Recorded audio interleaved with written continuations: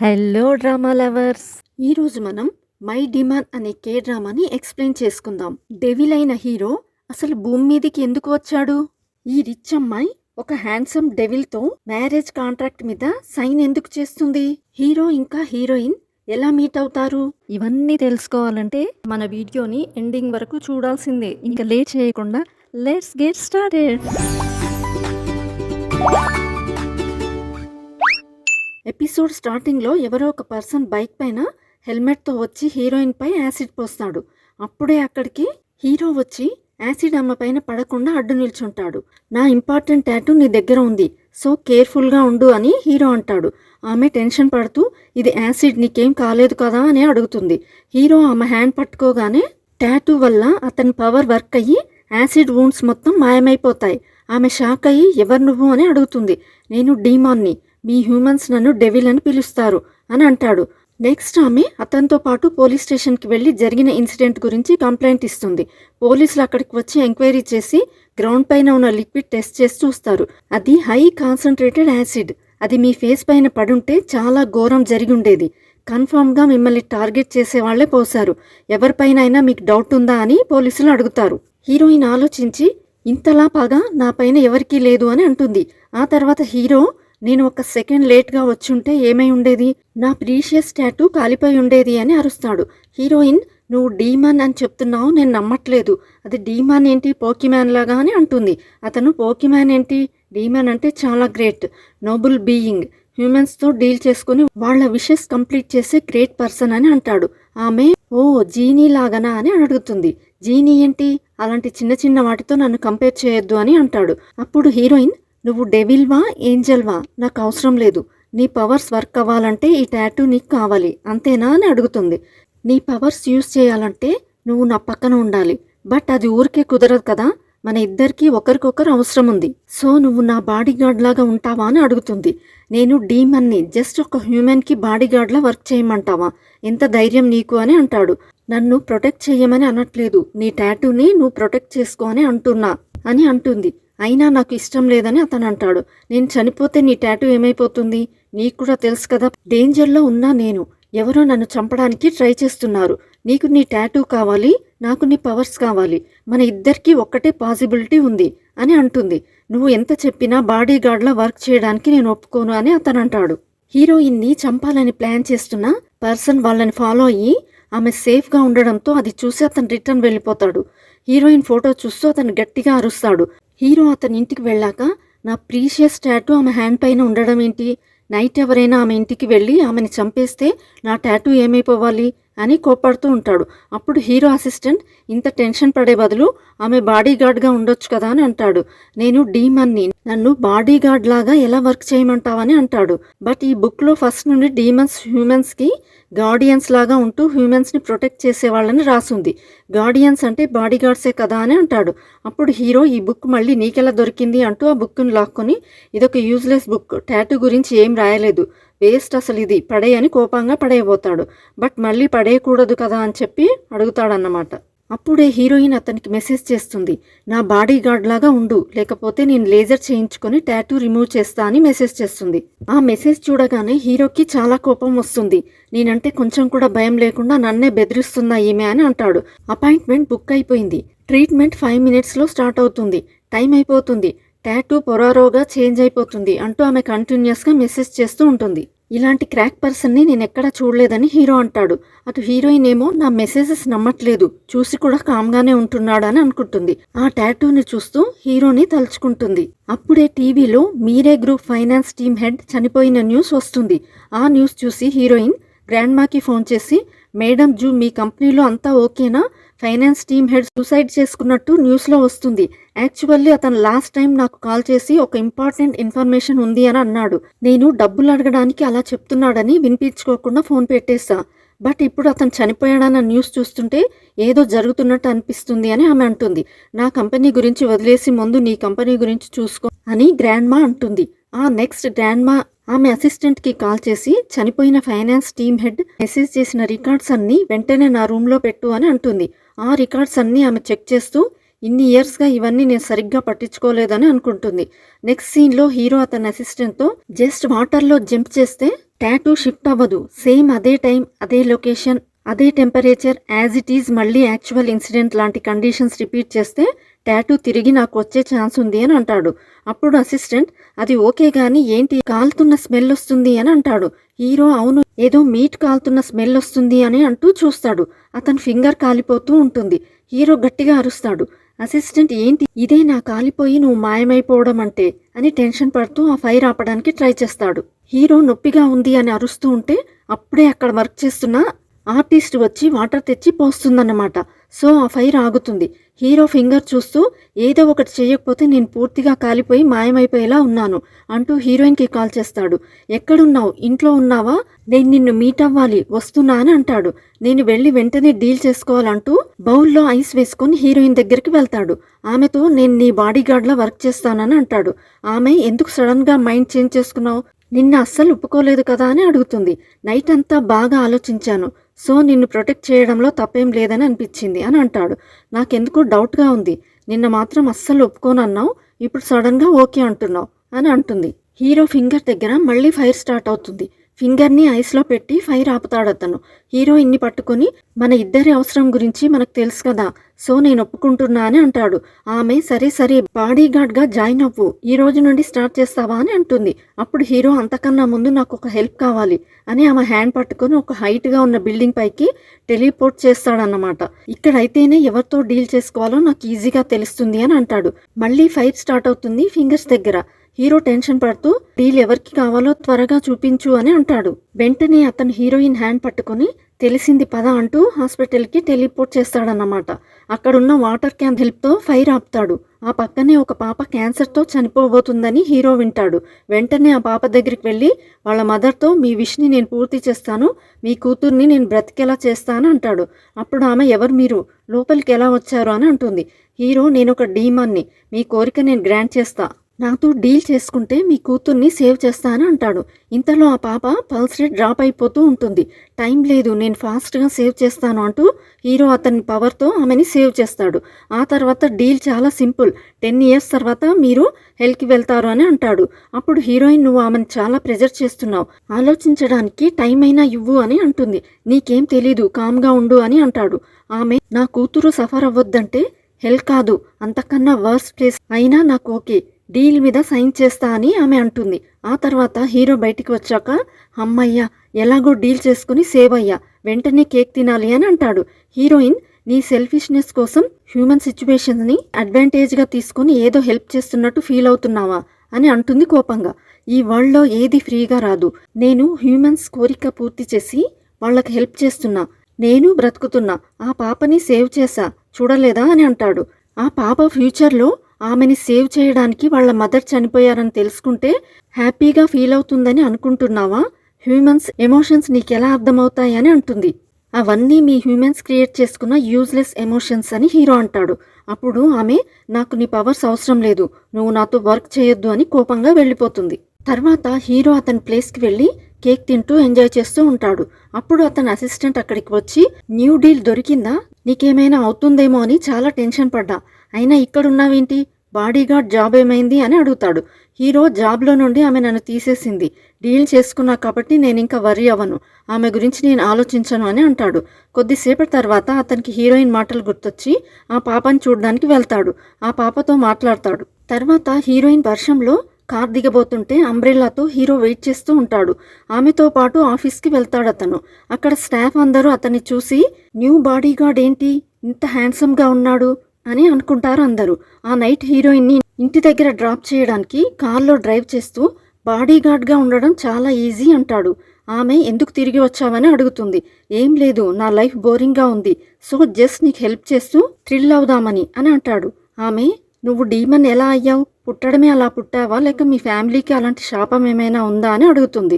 Hero శాపం ఏంటి, నేను హ్యూమన్గానే పుట్టాను, బట్ మీలాంటి లెవెల్ కాదు, నాది చాలా స్పెషల్ లెవెల్, సరిగ్గా గుర్తులేదు నాకు నా గతం ఏంటో. హెల్లో వర్క్ చేయడానికి గాడ్కి హెల్ప్ కావాలని నన్ను సెలెక్ట్ చేసుకుని డీమన్ని చేశారు. అప్పుడు హీరోయిన్ నువ్వు స్పెషల్ అని సెలెక్ట్ చేయలేదు, ఆ వర్క్ చేయడానికి నువ్వు కరెక్ట్గా సెట్ అవుతావని సెలెక్ట్ అయి ఉంటావు అని అంటుంది. అప్పుడే గ్రాండ్ మా నెంబర్ నుండి ఐ లవ్ యూ దోదోహి అని మెసేజ్ వస్తుంది. ఏంటి ఈ సడన్ మెసేజ్ అని హీరోయిన్ కాల్ చేస్తుంది ఆమెకి. బట్ గ్రాండ్ మా ఫోన్ లిఫ్ట్ చేయదు. సో వెంటనే వాళ్ళు గ్రాండ్ మా హౌస్కి వెళ్తారు. హీరోయిన్ మేడం జూ ఏంటి సడన్ గా మెసేజ్, ఫోన్ ఎందుకు లిఫ్ట్ చేయట్లేదు అంటూ లోపలికి వెళ్లి చూస్తుంది. గ్రాండ్ మా గార్డెన్ లో సెన్స్ లేకుండా కూర్చొని ఉంటుంది. హీరోయిన్ టచ్ చేయగానే ఆమె పడిపోతుంది. హీరోయిన్ ఏమైంది లే అంటూ ఏడుస్తూ ఉంటుంది. హీరోని చూస్తూ ఎలాగైనా గ్రాండ్ మాని సేవ్ చేయి అంటూ ఏడుస్తుంది. నేను చనిపోయిన వాళ్ళని తిరిగి బ్రతికించలేను అని అంటాడు. ఆమె ఇంకా ఏడుస్తూ ఉంటుంది. నెక్స్ట్ సీన్లో గ్రాండ్ మా ఫ్యూనరల్ స్టార్ట్ అవుతాయి. గ్రాండ్ మా వాళ్ళ కొడుకు, కూతురు, గ్రాండ్ సన్స్ అందరూ అటెండ్ అవుతారు. హీరోయిన్ చాలా బాధపడుతూ ఉంటుంది. బట్ రిమైనింగ్ వాళ్ళందరూ కంపెనీని ఎవరు హ్యాండ్ ఓవర్ చేసుకోవాలని డిస్కస్ చేసుకుంటూ ఉంటారు. హీరోయిన్కి వాళ్ళందరినీ చూస్తే కోపం వస్తుంది. గ్రాండ్ మా గార్డెన్కి వెళ్తుంది. అక్కడ ఆమె గ్రాండ్ మాతో స్పెండ్ చేసిన టైం గుర్తు చేసుకుంటూ ఏడుస్తూ ఉంటుంది. అప్పుడు అక్కడికి గ్రాండ్ మా మనవడు వచ్చి సిగరెట్ స్మోక్ చేస్తాడు. హీరోయిన్ గ్రాండ్ మాకి సిగరెట్ స్మెల్ ఇష్టం ఉండదు అని అంటుంది. అతను గ్రాండ్ మానే చనిపోయింది, నువ్వెవరు నాకు ఇవన్నీ చెప్పడానికి అని అంటాడు. ఆమె అతని సిగరెట్ తీసి కింద పడేసి అర్థం కాదా ఒకసారి చెప్తే అని అరుస్తుంది. అప్పుడు హీరో అక్కడికి వస్తాడు. సో అతను డోర్ తీసుకుని వెళ్ళబోతుంటాడు. హీరోయిన్ హ్యాండ్ పట్టుకొని అతని పవర్తో డోర్ అతనికి తగిలేలా చేస్తాడు. సో హీరోయిన్ అది చూసి నవ్వుతుంది. తర్వాత గార్డెన్లో కూర్చొని బాధపడుతూ ఉంటుంది. అప్పుడు హీరో ఫ్యూనరల్స్లో మనుషులు బ్లాక్ డ్రెస్ ఎందుకు వేసుకుంటారో తెలుసా అని అడుగుతాడు. చనిపోయిన వాళ్ళ ఆత్మలు బ్లాక్ డ్రెస్లో ఉంటే గుర్తుపట్టలేరు కాబట్టి అని అంటాడు. ఆమె బాధపడుతూ అయితే నేను రాంగ్ కలర్ డ్రెస్ వేసుకున్నా, మేడం జూ నన్ను గుర్తుపట్టలేక ఫీల్ అవుతూ ఉంటుందేమో అని అంటుంది. హీరో ఆమె హ్యాండ్ పట్టుకొని ఆమె డ్రెస్ వైట్గా చేంజ్ చేసి ఒకసారి ట్రై చేయి, మీ గ్రాండ్ మా కనిపిస్తుందేమో అని చెప్పి బయటకు వెళ్తాడు. తర్వాత హీరోయిన్ దగ్గరికి ఒక బటర్ఫ్లై వస్తుంది. ఆమె దాన్ని చూస్తూ మేడం జూ చాలా థ్యాంక్ యూ నాకు గ్రేట్ లైఫ్ ఇచ్చినందుకు, ఇంకొక లైఫ్ అంటూ ఉంటే మన ఇద్దరం మళ్ళీ మీట్ అవ్వాలని కోరుకుంటున్నా అని బాధపడుతుంది. తర్వాత పోలీసులు గ్రాండ్ మా రిలేటివ్స్ అందరినీ పిలిచి మాట్లాడతారు. మేడం చనిపోయిన రోజు రెగ్యులర్గా వేసుకునే మెడిసిన్ కాకుండా డిక్లోఫెనాక్ అనే వేరే మెడిసిన్ వేసుకున్నారు అని అంటారు పోలీసులు. వెంటనే హీరోయిన్ అలా జరగడానికి వీల్లేదు, ఆమెకి ఆ మెడిసిన్ ఎలర్జీ ఉంది, సో ఎప్పుడు వేసుకోరు అని అంటుంది. మేము ఇంకా ఇన్వెస్టిగేట్ చేసి రిజల్ట్స్ చెప్తామా అని అంటారు పోలీసులు. గ్రాండ్ మా పిల్లలు మాత్రం ఈ విషయం బయటకు తెలిస్తే కంపెనీ ఇమేజ్ దెబ్బతింటుంది, అందరూ రూమర్స్ స్ప్రెడ్ చేస్తారు, మన స్టాక్స్ అన్నీ పడిపోతాయి, హార్ట్ అటాక్ వల్లే ఆమె చనిపోయిందని అనౌన్స్ చేద్దాం, అందరం ఇది సీక్రెట్గా ఉంచుదాం, ఇన్వెస్టిగేట్ చేయొద్దు అంటూ బయటకు వెళ్తారు. హీరోయిన్ మాత్రం గ్రాండ్ మాని ఎవరో కావాలని చంపారని షాక్ అవుతుంది. ఆ తర్వాత బయటకు వచ్చి అందరి ముందు మేడం జూ హార్ట్ అటాక్ వల్ల చనిపోలేదు, ఎవరో ఆమెని మర్డర్ చేశారని చెప్తుంది. అప్పుడు అక్కడున్న గ్రాండ్ మా పిల్లలందరూ నీకేమైనా పిచ్చా, ఎందుకు అందరి ముందు సీన్ చేస్తున్నామంటూ అరుస్తారు. అప్పుడు లాయర్ అక్కడికి వచ్చి మేడం జూ ఆస్తులు, కంపెనీ షేర్స్ అన్నీ ఒక కండిషన్ మీద దోదోహికి ట్రాన్స్ఫర్ అవుతాయని రాస్తారు. కండిషన్ ఏంటంటే 1 year లోపు ఆమె మ్యారేజ్ చేసుకోవాలి, లేకపోతే ఆస్తి మొత్తం వెల్ఫేర్ ఫౌండేషన్కి వెళ్ళిపోతుంది అని అందరి ముందు చెప్తాడు. కంపెనీకి న్యూ చైర్పర్సన్ హీరోయిన్ అవ్వబోతుందని విని వాళ్ళందరూ షాక్ అవుతారు. మేడం జూ మీ అందరికీ పర్సనల్ లెటర్స్ కూడా ప్రిపేర్ చేశారు అంటూ లాయర్ అందరికీ లెటర్స్ ఇస్తాడు. లాయర్ మాటలు విని హీరోయిన్ మేడం జూ ఏం జరుగుతుంది ఇక్కడ అంటూ బాధపడుతుంది. వాళ్ళందరూ హీరోయిన్ దగ్గరికి వచ్చి చైర్పర్సన్ పొజిషన్కి నువ్వు యాక్సెప్ట్ చేయవు కదా అని అంటారు. ఆమె మేడం జూ వెయిట్ చేయి, నేను మొత్తం నిజం బయట పెడతా అంటూ ఆమె ఫోటో చూసి హీరో దగ్గరికి వెళ్ళి హీరోయిన్ నన్ను పెళ్లి చేసుకుంటావా అని రింగ్ ఇచ్చి అందరి ముందు హీరోకి ప్రపోజ్ చేస్తుంది. బట్ హీరో ఆమెకి నో చెప్తాడు. అందరి ముందు అతను నో చెప్పడంతో ఆమె ఎంబరాస్డ్గా ఫీల్ అయి అక్కడి నుండి వెళ్ళిపోతుంది. గ్రాండ్ మా కంపెనీ మొత్తం హీరోయిన్కి రాసివ్వడంతో గ్రాండ్ మా కూతురు, కొడుకు కోపంగా ఉంటారు. గ్రాండ్ మా కొడుకు 10 years బ్యాక్ డ్రింక్ చేసి డ్రైవ్ చేయడం వల్ల ఒకరు చనిపోతారు. అప్పుడు ఆమె వాళ్ళ కొడుకుని పనిష్ చేయడానికి పోలీసులని అరెస్ట్ చేయమని చెప్తుంది. అతను ఆ విషయం గుర్తు చేసుకుంటూ అప్పుడు నన్ను పనిష్ చేశావు, ఇప్పుడు అదే చేస్తున్నావని కోపంగా ఉంటాడు. గ్రాండ్ మా మనవడు కూడా కావాలని గ్రాండ్ మా గార్డెన్లోకి వెళ్ళి స్మోక్ చేస్తాడు. హీరోయిన్ కారులో కూర్చొని ఇందాక జరిగిందంతా నేను మర్చిపోయాను, నేను చాలా కూల్ పర్సన్ని, సో అలాంటివి నేను పట్టించుకోను, నేను నీకు నిజంగా ప్రపోజ్ చేయలేదు, ఈ మధ్య నాకు సరిగ్గా నిద్ర పట్టట్లేదు, సో అందుకని అది జస్ట్ నేను నిద్రలో మాట్లాడాను అనుకో, నువ్వు నో చెప్పడానికి రీజన్ ఉండొచ్చు, బట్ నాకు నీ రీజన్పై ఇంట్రెస్ట్ లేదని అంటుంది. బట్ యాక్చువల్లీ అతను రిజెక్ట్ చేయడం వల్ల ఆమె కోపంగా ఉంటుంది. కార్లో మ్యూజిక్ ఆన్ చేయమంటుంది. హీరో ఆన్ చేస్తాడు. అన్ని మ్యారేజ్ రిలేటెడ్ సాంగ్స్ రావడంతో ఆమెకి ఇంకా కోపం ఎక్కువైపోతుంది. తర్వాత ఆమె ఇంటి దగ్గర కార్ దిగేటప్పుడు మేడం జూ రాసిన లెటర్ ఆమె కారులో మర్చిపోతుంది. హీరో ఆ లెటర్ తీసుకుని పైకి వెళ్ళేసరికి హీరోయిన్ హీరో నో చెప్పినందుకు కోపంగా తిడుతుంది. నో అని ఎందుకు చెప్పావు? నేనంటే ఇష్టం లేకపోతే నా చుట్టూ ఎందుకు తిరిగావు? ఇంకోసారి ఇలా చేస్తే కట్టేసి మరీ నిన్ను బలవంతంగా వెడ్డింగ్ హాల్లోకి లాక్కెళ్తా. నువ్వు డీమన్వి కాబట్టి పెద్ద ఎలిఫెంట్ని షూట్ చేసి ట్రాంక్యులైజర్తో గొంతులో మత్తు ఇంజెక్షన్ షాట్ వేసి మరీ తీసుకెళ్తా అని తిడుతుంది. ఆ తిట్లన్నీ డోర్ బయట నుండి హీరో విని భయపడి ఇప్పుడు ఆమెకి కనపడకపోవడమే బెటర్ అనుకుని అక్కడి నుండి కామ్గా వెళ్ళిపోతాడు. అతను వెళ్ళిపోయిన తర్వాత మేడం జూ నెఫ్యూ సుఖ్యూన్ అక్కడికి వస్తాడు. అప్పుడు హీరోయిన్ జరిగిందంతా అతనికి ఎక్స్ప్లెయిన్ చేస్తుంది. ఎవరో నన్ను కూడా చంపడానికి ట్రై చేస్తున్నారు. మేడం జూ వాళ్ళెవరో కనిపెట్టడానికి సెర్చ్ చేయడంతో ఆమెను మర్డర్ చేశారు. సో నేను చైర్ ఉమెన్ అయ్యి దీని అంతటి వెనుక ఎవరున్నారో కనిపెడతానని అంటుంది.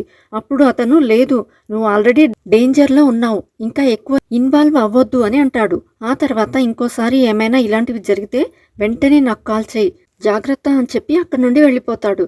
హీరో అతని ఇంటికి వెళ్ళాక అతని అసిస్టెంట్ ఫ్యూనరల్ ఎలా జరిగింది అని అడుగుతాడు. హీరో అది ఫ్యూనరల్ కాదు, ఒక సర్ప్రైజ్ పార్టీ, ట్విస్ట్ల మీద ట్విస్టులు జరిగాయి. హ్యూమన్ ఆశలకి అడ్డే లేదా బాడీగార్డ్గా వర్క్ చేయడానికి ఒప్పుకుంటే ఇప్పుడు మళ్ళీ నేను పెళ్లి చేసుకోవాలంట. దోదోహి నాకు ఈరోజు ప్రపోజ్ చేసింది అని చిరాకు పడతాడు. అప్పుడు అసిస్టెంట్ ఏంటి సేమ్ బాడీగార్డ్ మూవీలో జరిగినట్టే జరుగుతుంది మీ స్టోరీ అంటూ ఆ మూవీని చూపిస్తాడు. అందులో యాక్టర్స్ కూడా ఫస్ట్ ఇద్దరు ఒకరినొకరు తిట్టుకుంటూ ఉంటారు, ఆ తర్వాత లవ్లో పడతారు. అది చూసి హీరో కోపంగా నీ నాన్సెన్స్ ఇంకా ఆపుతావా? లవ్ అనేది ఒక వీక్నెస్, మనుషులు ఆల్రెడీ ఫూలిష్, లవ్లో పడితే వాళ్ళు ఇంకా ఫూలిష్ అవుతారు అని అరుస్తాడు. అప్పుడు అసిస్టెంట్ నువ్వు అలాగే ఆలోచిస్తున్నావు కాబట్టి డీమన్ అయ్యావు, లేకపోతే గార్డియన్ అయ్యేవాడివి అని అంటాడు.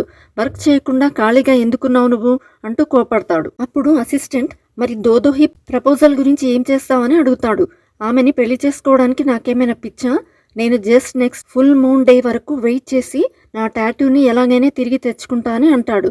అప్పుడే అక్కడికి హీరో పైన ఫీలింగ్స్ ఉన్న ఆర్టిస్ట్ ఆమె డ్యాన్స్ ప్రాక్టీస్ చేస్తున్న నైఫ్తో డైరెక్ట్గా హీరో దగ్గరికి వచ్చి కోపంగా దోదోహి ప్రపోజ్ చేసింది నీకేనా అని అరుస్తుంది. అప్పుడే హీరోయిన్ కాల్ చేస్తుంది. సీరియస్గా నేను నిన్ను వెంటనే మీట్ అవ్వాలి అని అంటుంది. సో వాళ్ళిద్దరూ మీట్ అవుతారు. నైట్ టైం సన్ గ్లాసెస్ ఏంటి, నువ్వేమైనా సెలబ్రిటీవా అని అంటాడు హీరో. నువ్వు నన్ను ఒక్క రోజులోనే సెలబ్రిటీని చేశావు, నాకు తప్పట్లేదు అని చెప్పి వాళ్ళిద్దరి ప్రపోజల్ గురించి సోషల్ మీడియాలో వైరల్ అయిన పోస్ట్ చూపిస్తుంది. నువ్వు నాకు ఈక్వల్ కాదు అనుకొని నాకు నో చెప్పావు, నేను అర్థం చేసుకోగలుగుతా, బట్ ఎక్స్ప్లెనేషన్ ఇవ్వు, ఎందుకు రిజెక్ట్ చేశావు అని అడుగుతుంది. అప్పుడు హీరో నేను లైఫ్ లాంగ్ సింగిల్గానే ఉంటాను, అదే రీజన్ అని అంటాడు. ఆమె నేను అంతే అంటుంది చిరాగ్గా. అయితే మంచిది, జరిగిందంతా మర్చిపోదాం అంటాడు హీరో. వరల్డ్ మొత్తం తెలిసిపోయింది, ఈజీగా ఎలా మర్చిపోతాం అని అంటుంది. అప్పుడు అతను అంతమంది ఉంటే నాకెందుకు ప్రపోజ్ చేశావు? మేబీ ఆ బాడీగార్డ్ సినిమాలో లాగా నీకు ఫీలింగ్స్ ఉన్నాయా నా పైన అని అడుగుతాడు. ఆమె సీరియస్గా ఏం వర్రీ అవ్వద్దు, ప్రపంచం మొత్తంలో నువ్వొక్కడివే మిగిలినా నిన్ను మాత్రం పెళ్లి చేసుకోను అని అంటుంది. నన్ను అతను మళ్ళీ రిజెక్ట్ చేశాడా?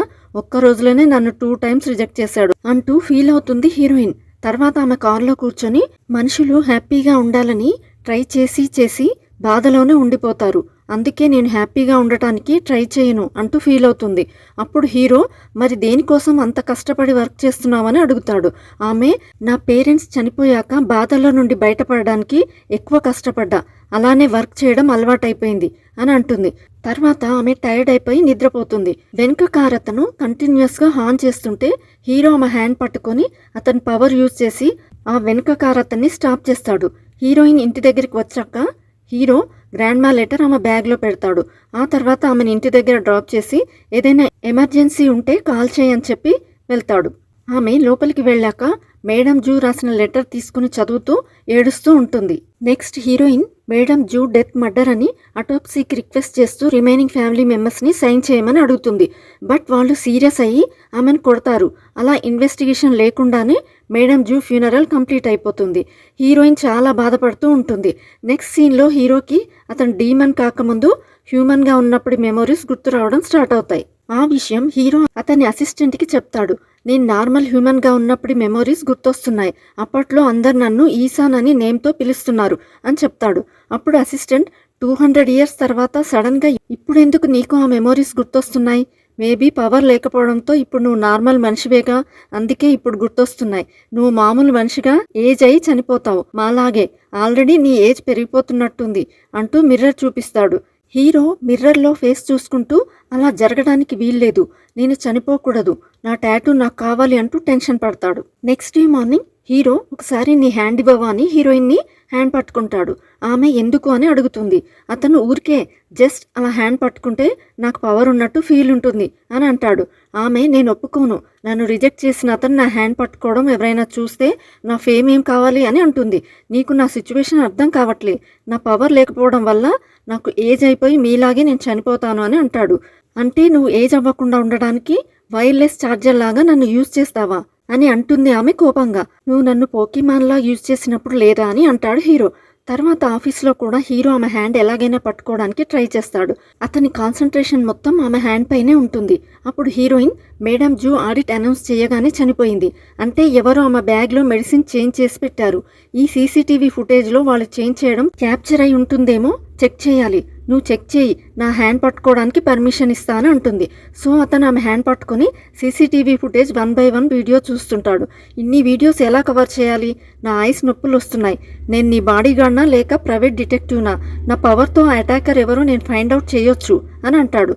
అప్పుడు ఆమె మరి ఇన్ని డేస్ ఎందుకు ఆ విషయం చెప్పలేదు? నువ్వు అడగలేదు కాబట్టి నేను చెప్పలేదు అని అంటాడు. అటాక్ చేసింది ఎవరో కనిపెడితే నా ప్రాబ్లం సాల్వ్ అయిపోతుంది, వెంటనే ట్రై చేయంటూ హ్యాండ్ ఇస్తుంది. అప్పుడు హీరో నేను నీకు హెల్ప్ చేస్తే నీకు నాతో అవసరం ఉండదు కదా, సో నువ్వు నాకు తిరిగి హెల్ప్ చేయవు, కాబట్టి ప్రామిస్ చేయి, నేను అడిగినప్పుడు నీ హ్యాండ్ నాకు ఇవ్వాలి అని అంటాడు. ఆమె సరే అని అంటుంది. సో హీరో ఆమె హ్యాండ్ పట్టుకుని అటాకర్ ఫేస్ తలుచుకుంటూ అతను ఉన్న చోటికి టెలిపోర్ట్ అవ్వడానికి ట్రై చేస్తాడు. బట్ అతని పవర్ వర్క్ అవ్వదు. అటాకర్ ఫేస్కి మాస్క్ ఉండడం వల్ల హీరో ఫెయిల్ అయిపోతాడు. హీరోయిన్ నీ పవర్ మొత్తం పోయిందా ఏంటి అని అడుగుతుంది. అప్పుడు హీరో అలా జరగడానికి వీల్లేదు, నాకు తెలిసిన ఇంకెవరైనా నేమ్ చెప్పు, వెంటనే అక్కడికి తీసుకెళ్తాను అంటాడు.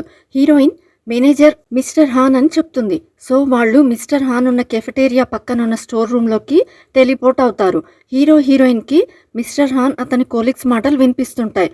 వాళ్ళిద్దరూ డేట్ చేస్తున్నట్టున్నారు. ఆఫీస్ రొమాన్స్ చాలా ఇంట్రెస్టింగ్గా ఉంటుంది అంటూ హీరోయిన్ గురించి వాళ్ళు మాట్లాడుకుంటూ ఉంటారు. అది విని వీళ్ళిద్దరూ ఇబ్బందిగా ఫీల్ అవుతూ ఉంటారు. ఆ స్టోర్లో వాళ్ళు క్లోజ్గా కదలకుండా హైడ్ అయి ఉంటారు. అప్పుడే అక్కడున్న కాఫీ జార్ కింద పడుతుంది. సో వాళ్ళిద్దరూ రిమైనింగ్ స్టాఫ్ చూస్తారేమో అని వెంటనే ఆఫీస్ బయటికి టెలిపోర్ట్ అవుతారు. అప్పుడు హీరో నా పవర్తో ఏ ప్రాబ్లం లేదు, చూసావు కదా, అటాకర్ ఫేస్ని నేను సరిగ్గా రికగ్నైజ్ చేయలేకపోతున్నా, అందుకే మనం అక్కడికి వెళ్ళలేకపోయామని అంటాడు. హీరో కోసం చనిపోయిన బాస్ మనుషులు సెర్చ్ చేస్తూ ఉంటే హీరో డీటెయిల్స్ అడ్రస్ అన్నీ ఒక లెటర్లో రాసి ఆ అటాకర్ వాళ్ళకి టేబుల్ పైన పెట్టి వెళ్ళిపోతాడు. సో వాళ్ళు వెంటనే హీరో కోసం వెతుకుతారు. నెక్స్ట్ సీన్లో మేడం జూ రూమ్లో ఎవరో ఐడెంటిటీ కనిపించకుండా గ్లౌజెస్తో వచ్చి ఆమె బ్యాగ్లోని మెడిసిన్ చేంజ్ చేసినట్టు చూపిస్తారు మనకి. బట్ అది సీసీటీవీ ఫుటేజ్ నుండి రిమూవ్ చేసినట్టు ఉంటుంది. సో హీరోయిన్కి ఆ వీడియో చూడగానే బ్యాగ్ పొజిషన్ మారిందని అర్థమయ్యి, అంటే అటాకర్ వాళ్ళు ఆల్రెడీ ఈ ఫుటేజ్ని కావాల్సినంత వరకు డిలీట్ చేశారని అర్థం చేసుకుంటుంది. తర్వాత హీరోకి కంపెనీ వెల్కమ్ డిన్నర్ అరేంజ్ చేస్తారు. హీరోయిన్ కూడా ఆ డిన్నర్కి అటెండ్ అవుతుంది. అందరూ డ్రింక్ చేస్తూ ఉంటే హీరో టేబుల్ కింద నుండి హీరోయిన్ హ్యాండ్ పట్టుకుంటాడు. ఆమె సడన్గా అతను పట్టుకోవడంతో షాక్ అవుతుంది. హ్యాండ్ వదలమని అడుగుతున్నా అతను వదలడు. సో ఆమె ఫేస్ రెడ్గా అయిపోతూ ఉంటుంది. ఎంప్లాయీస్ హీరోని దోదోహి మేడంని ఎందుకు రిజెక్ట్ చేశావని అడుగుతారు. అప్పుడు హీరో ఆమంటే నాకు కూడా ఇష్టమే, బట్ 4కి ఇష్టమని పిగ్ని పెళ్లి చేసుకోం కదా, నేను అంతే అని అంటాడు. హీరో సిల్లీ రీజన్ విని వాళ్ళందరూ షాక్ అవుతారు. వాళ్ళందరూ వెళ్ళిపోయాక హీరోయిన్ కూడా అలిగి అక్కడి నుండి వెళ్ళిపోతుంది. హీరోకి కూడా కోపం వచ్చి వేరే స్ట్రీట్లోకి వెళ్తాడు. అప్పుడు అతని దగ్గరికి గ్యాంగ్స్టర్ బాస్ అసిస్టెంట్స్ వచ్చి అటాక్ చేస్తారు. పవర్ లేకపోవడంతో హీరో వాళ్ళతో ఫైట్ చేయలేకపోతాడు. వాళ్ళు రాడ్తో కొట్టడంతో బ్లడ్ వస్తూ అతను కింద పడిపోతాడు. హీరోయిన్ అతని కోసం సెర్చ్ చేస్తూ అక్కడికి వచ్చి నా బాడీగార్డ్ని నేనే ప్రొటెక్ట్ చేస్తా అంటూ ఆమె దగ్గరున్న స్ప్రే గన్తో వాళ్ళ ఐస్లోకి స్ప్రే చేస్తూ హీరో దగ్గరికి వెళ్తుంది. అప్పుడు హీరో వెంటనే ఆమె హ్యాండ్ పట్టుకొని అతని పవర్తో అతనికి తగిలిన ఊన్స్ అన్ని డిసపియర్ అయ్యేలా చేస్తాడు. అదంతా ఆ అటాకర్ సీక్రెట్గా వీడియో తీస్తూ ఉంటాడు. తర్వాత హీరోయిన్తో టాంగో డ్యాన్స్ చేయిస్తూ ఆ రౌడీలందరితో ఫైట్ చేస్తాడు.